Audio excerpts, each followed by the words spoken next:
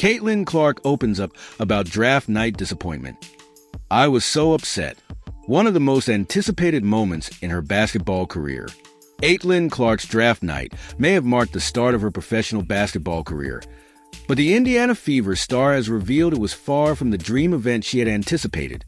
Despite being the number 1 overall pick in the 2024 WNBA draft, held at the Brooklyn Academy of Music, Clark admitted her frustrations about how the evening unfolded. I was so upset because after I got drafted, I just got drug out immediately, and I didn't get to see any of the draft.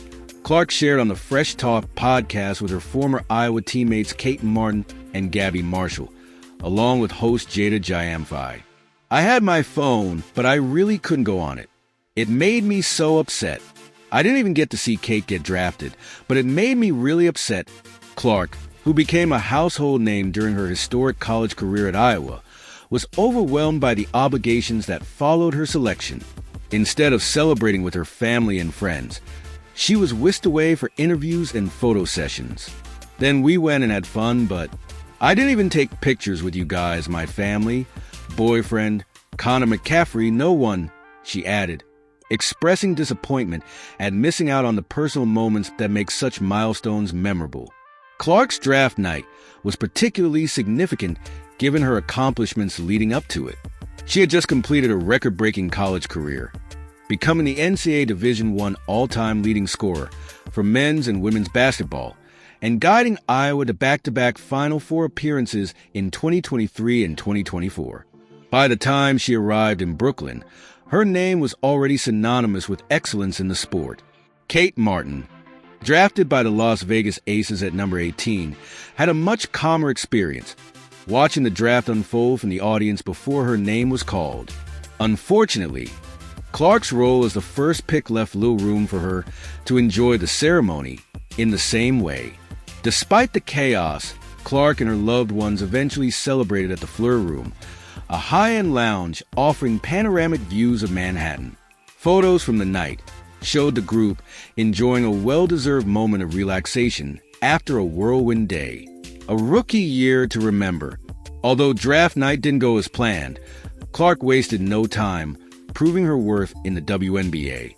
Her rookie season was nothing short of spectacular, with record-breaking performances, a WNBA All-Star selection, and the 2024 Rookie of the Year award. Despite these accolades, Clark remains undecided about participating in the newly established Unrivaled League, a 3-on-3 basketball competition founded by Breanna Stewart and Nafisa Collier. Reports suggest the league has offered Clark over $1 million and additional revenue-sharing opportunities to join during the WNBA offseason. While her draft night was a learning experience, Clark's impressive first season has solidified her place among the sports elite. With her focus now on the future, fans eagerly await her next moves both on and off the court. For Clark, the best moments of her burgeoning career are undoubtedly still ahead. That was insane. And that was like the start of our It was. That was just the beginning. And the draft night was fun. That was Girls got drafted. Yeah. crazy. Wild times. Sitting right next to Connor. Except I was so upset because I was like, so funny. after I got drafted, I got just drug out immediately, and I didn't get to see any of the draft. And like, I had my phone, I couldn't really go on it. It made me so upset. And then like, I didn't even get to see Kate get drafted, and somebody's like, Kate just got picked, and I went on my phone. I'm like, but so yeah, that made me really upset. And then we went and had fun, but we kept waiting. We're like, will we get to see Caitlyn ever? Yeah. I mean, I didn't even take pictures with you guys, my family, like Connor, like no one, like. Until after. The photo booth was fun though. The photo booth was fun. That was really cute. It was crazy because when they came up to me, they were like, give them your phone. And so I didn't have my phone whenever I was going back and doing like interviews and stuff too. So like I know I was talking to your mom on the phone. I couldn't talk to my mom or my sister or anybody, and like you guys, and I didn't know how I was gonna find you guys, but it was. We found a way. Super, Gosh. super fun experience. These were so lame that night. We were like, look at our friends, they're so cool. Like crying. Caitlyn Clark gets attention for her glasses as she supports her boyfriend Connor McCaffrey at a match. Of course, Caitlyn with Butler assistant coach Connor McCaffrey. The whole McCaffreys have been here the last few nights. This is fun around the program. It's fun for Indiana basketball. It's a lot. There's a lot going on. One thing I need to call Grant Linedecker. There's no way we have Caitlyn Clark not on the floor here at Hinkle Fieldhouse. We have to fix that problem. She's up in the dark. She's got to stay up there. She's down here. We'd be swarming her like they were swarming you pregame, Sheldon. There's Connor McCaffrey. His program lost Greg Oden as one of the assistants, and so Connor has slotted in. He was with the Pacers. Candace Parker calls out networks for burying WNBA before Caitlyn Clark's arrival. In recent years, the WNBA has emerged as one of the most watched sports leagues in the U.S. With the help of the NBA, it has reached a level that was unimaginable just a few years ago. His success is due in part to standout athletes like Caitlyn Clark and Angel Reese, who have brought the WNBA to a new level of appeal through their amazing and entertaining performances. And so, what's your role in that? I think my role in that is understanding through past growth.